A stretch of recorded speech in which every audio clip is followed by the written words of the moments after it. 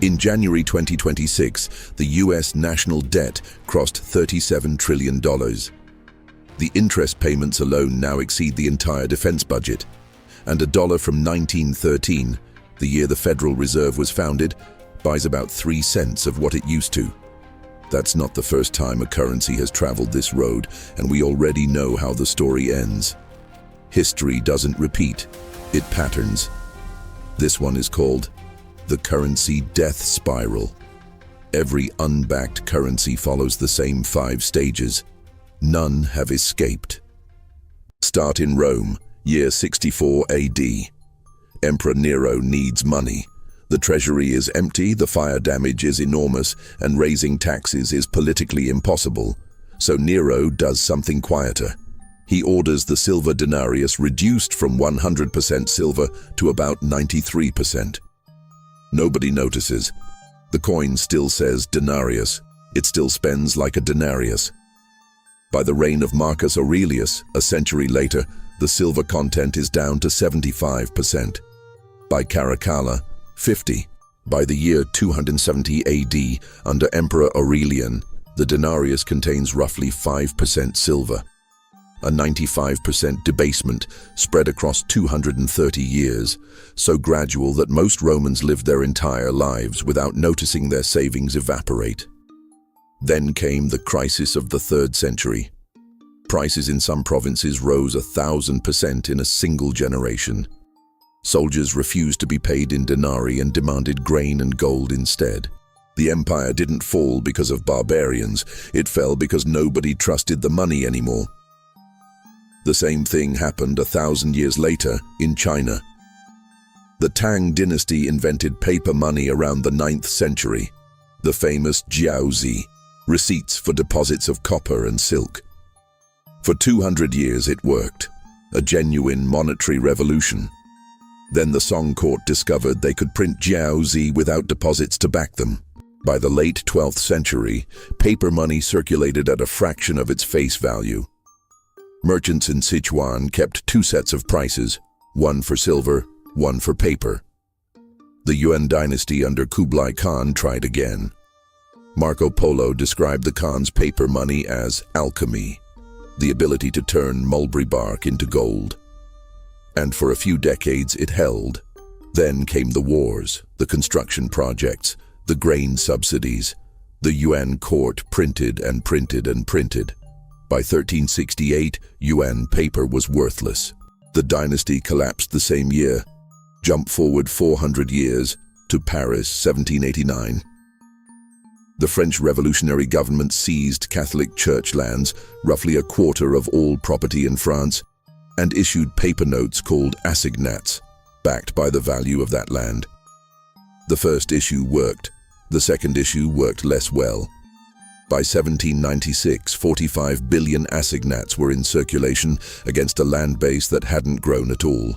The notes lost over 99% of their value in 7 years. The printing plates were publicly burned in the Place Vendôme, a symbolic funeral for a dead currency. Then Weimar, Germany, 1923. You've seen the photographs. Wheelbarrows of cash, children playing with bricks of marks. At the peak, in November 1923, the exchange rate hit 4.2 trillion marks to $1. A loaf of bread cost 200 billion marks. Workers were paid twice a day so they could spend their wages before lunch, made them worthless. And Zimbabwe, 2008, a $100 trillion note, real, printed, still sold today as a collector's item.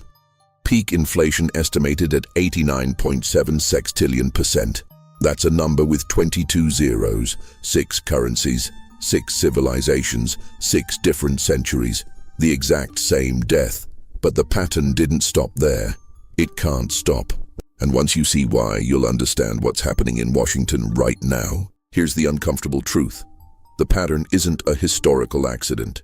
It's a structural inevitability baked into what fiat currency actually is. A commodity-backed currency is a claim on something real. Gold, silver, land. A fiat currency is a claim on trust, nothing more.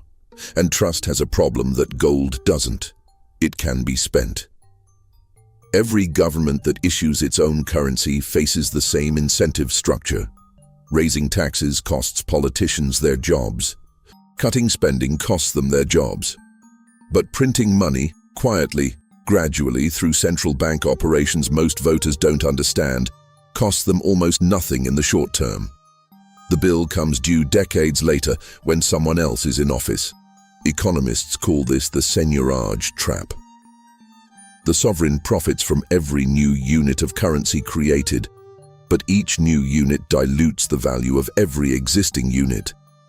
It's a tax that nobody voted for and most people can't see. The 5 stages are always the same. Stage 1, sound money. The currency is backed, trusted and stable. Nero's early denarius, the first Jauzi, the gold-backed dollar before 1933. Stage 2, fiscal expansion, wars, welfare, infrastructure, empire. The state's obligations outgrow its tax base. Stage 3, debasement. The coin is clipped, the printing press runs. The link to the underlying asset weakens.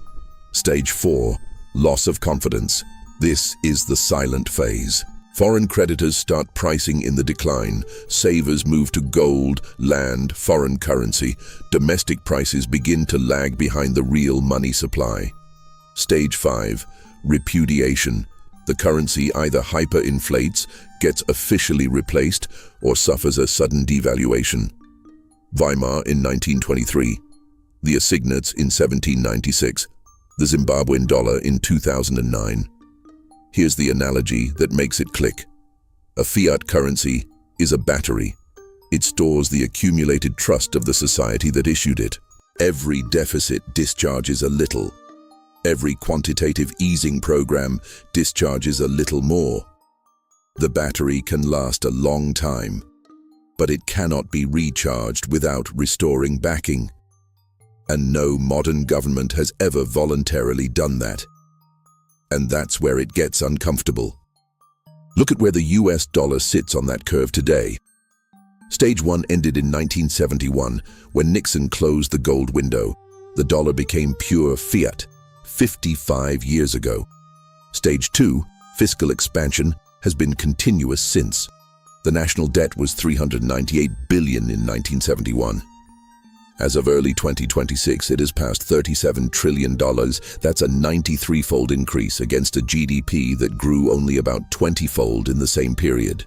The M2 money supply has expanded from roughly $700 billion in 1971 to over $21 trillion today. Stage 3, debasement, is the quiet one. The dollar has lost approximately 97% of its purchasing power since the Federal Reserve was founded in 1913. A dollar from that year now buys roughly 3 cents of equivalent goods. That's not a projection. That's the historical record. Stage 4 is where it gets interesting. Loss of confidence doesn't announce itself. It shows up in data that seems unrelated until you connect it. Gold crossed $2,700 per ounce in 2024 and has continued climbing. Central banks, not retail investors, central banks, bought over 1,000 tons of gold in both 2022 and 2023, the highest on record.